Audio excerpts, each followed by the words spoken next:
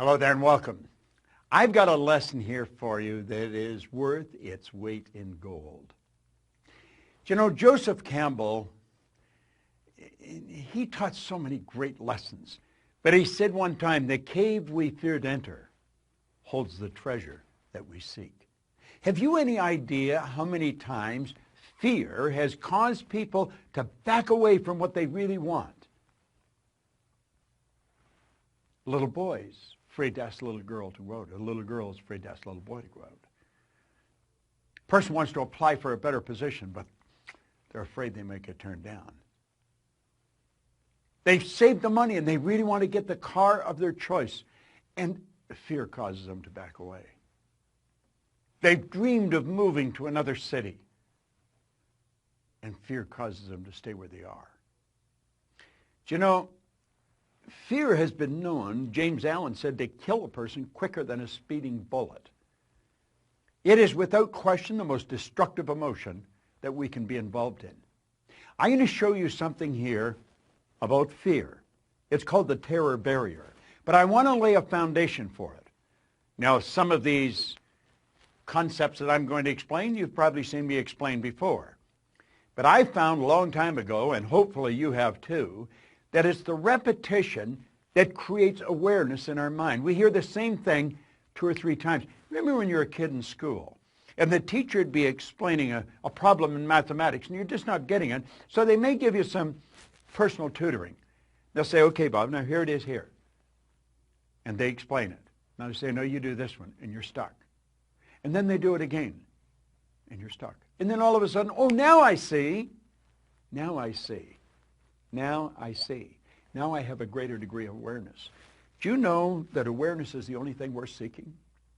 Do you know that people only earn $50,000 a year because they're aware of earning $50,000? They're not earning 50 because they want it. They would like to earn 100, but they're not aware of how to do the 100. Are they capable? Yes, they are. So I'm going to ask you to listen very carefully because there's a great lesson here. Now, there is the personality that we're talking about. This is anybody's mind and body. Now, we've talked about this on numerous occasions. You have a thinking mind, and whatever you think, you can become. As a matter of fact, that's the one point all the great leaders have agreed on, that we do become what we think about. This is our educated mind. This is where school has us gathering information. You and I have got a ton of information. We know how to do so much better than we do. We know. But there's a gap between what we know and what we do. This is where our intellect is resident. And we have these phenomenal intellectual factors. And if you have not been in a program where I teach the intellectual factors, you want to get in one because it's powerful information. At any rate, that's how this conscious mind works. Now, the subconscious is your emotional mind. And you've got to get it in the emotional mind if you ever want to act on it. Conscious mind has the ability to choose. Conscious mind also has the ability to accept or reject. Now, do you see, when we get into the fear, you're going to find that we accept the thing we don't want and we reject the thing we do want. Why would a person reject what they want? Because the paradigm doesn't want them to go there. You and I have the ability to originate. We can originate anything we want. We've got phenomenal potential locked up within us. Now, I have found over the years and through studying this and working with hundreds of thousands, in fact millions of people around the world, that gaining a better understanding of ourselves is not that easy. It can be scary. We're tapping into parts of our personality that we're not really familiar with. We're causing ourselves to step out into a new area. Now, the subconscious mind, it'll accept anything you give to it. In fact, it must accept, and it cannot reject. Now, that is very, very powerful. Now, here's the key. Your subconscious mind cannot differentiate between what you imagine and what's real. Now, that is a beautiful concept if we really can get it. See, if you can visualize yourself doing something, you've got the talent inside to do it. Now, why don't we do it? We've got all this information. Well, let's take a look. Here we are here as an infant. Is this the way we are? No, not really. This is how we are as an infant. See, the conscious faculties have not developed. You've just got a brand new little baby.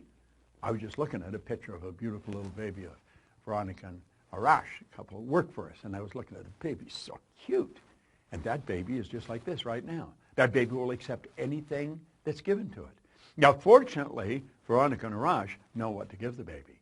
See, they realize that that baby's mind is wide open to everything that goes on around it. Now, that's the way you were, and that's the way I was as a child. Our subconscious mind was filled with whatever was going on around us. Now, if you weren't born into a super productive family, a very creative family, odds are you've got some ideas in there that you've got to get rid of or you want to change. You see, that's where the image of you was formed. You have a self-image. And it's this self-image that really keeps us locked into where we are. It's also the concept of the self-image that will cause us to go to where we want to go. Now, I have another video that we send out where we cover self-image, and you'll want to get into it, look for it, because it is very, very powerful. But you see, the self-image is just part of the paradigm. Paradigm is the same as culture. Culture is nothing but group habit. Paradigm is a multitude of habits. So this is the way we're programmed in our little life. We're programmed to like the food we like, to do the things we do, to speak the language we speak.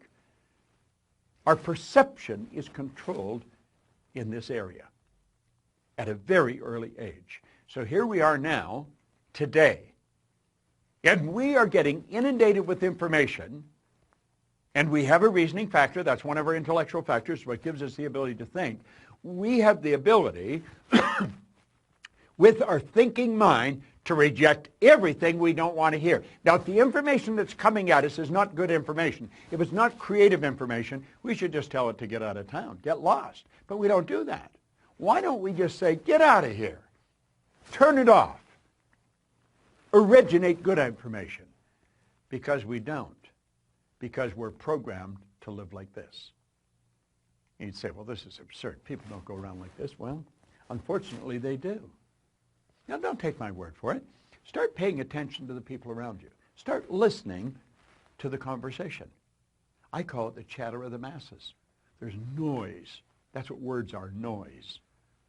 There's no brilliant concepts being discussed. You'll find one or two people off in a corner, and they're into something really creative. But the average person's not. Now, we are programmed to live the way we're living, and that's rather sad. Here's the concept here. We pointed out school gave us valuable knowledge. However, school never taught us how to alter the old paradigms. Therefore, we frequently don't do what we already know how to do. Now, I've talked about this on many occasions. You're going to find people with superior knowledge. They may graduate right at the top of their class, and they may ace all of their exams. They are smart. They've got degrees coming off the end of their yin-yang. I mean, they are brilliant people. But their results, they're not a reflection of how smart they are. Now, for many, many years, that really puzzled me. I thought, how can they be so smart and get such terrible results, like appear so stupid? Well, it wasn't stupid, and it wasn't smart. It was paradigms. You see, the person that's got the superior knowledge and the inferior results, those people are very confused. Here's the concept here. Here's the graphic illustration. Remember I said that's the educated mind? That's where school has us gathering the information. And if you read the book and you remember what's in the book and you're going to repeat what's in the book, you pass the exams. That doesn't mean that you are going to get the results. See, your results are going to be determined by your paradigm. The results have always been determined by the paradigm. If you come to work with me, one of the first things I'd ask you is, what's the most you've ever earned in a year? I don't really care what the answer is, but I want to know, because I want to know where your paradigm is, where your mind is set. Because if you're going to work for me, I want you to do better. I want you to achieve all of your dreams. I want you to do phenomenal, and I want to help you do it. So you see, I would be focused on helping you alter your paradigm. And when you alter a new paradigm, you change your results. Okay. Now we're at the point we want to get at. See this line? That's called the terror barrier. Yeah, jumping at you, isn't it? And on the other side of the terror barrier is something we call freedom. And you know, very few people get through that terror barrier. It's rather sad. Freedom is available to everyone. There isn't anyone that cannot live the way they want to live. See? Why don't they? Why don't they? They don't know. And they don't even know they don't know.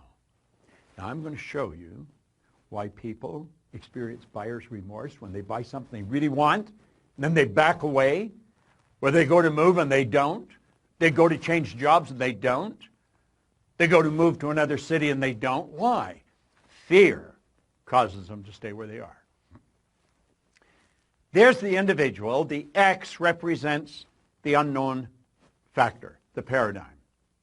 Now, there's a power flowing into this individual's mind, and they can make anything out of it they want. Remember we said we had the ability to choose? What do they choose? They choose thoughts that are in harmony with the paradigm. Now, here's an important point. The paradigm controls the vibration of this thing we call our body.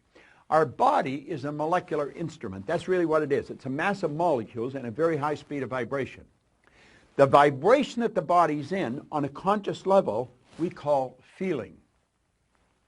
When a person says they feel this way or they feel that way, what they're really doing is describing the vibration they're in. Now, they choose thoughts that harmonize with the vibration they're in so they feel comfortable. They may not like the results, but they're comfortable. Now let's move ahead. Let's take a look here. Those people are getting X-type results and they don't like it. Do you know what the problem with them? They're in bondage. These people are locked up.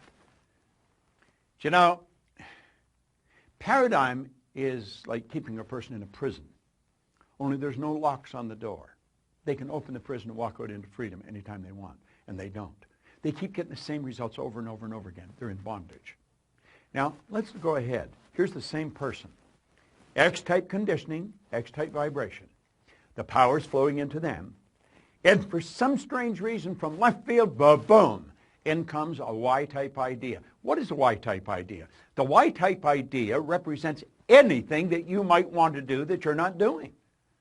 It might be move to another city, change jobs, sell the house, buy the farm, whatever it may be. Ask the little girl for the date.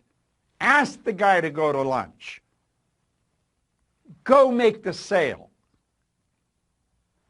Buy what you want. Go where you want to go. That's the Y idea.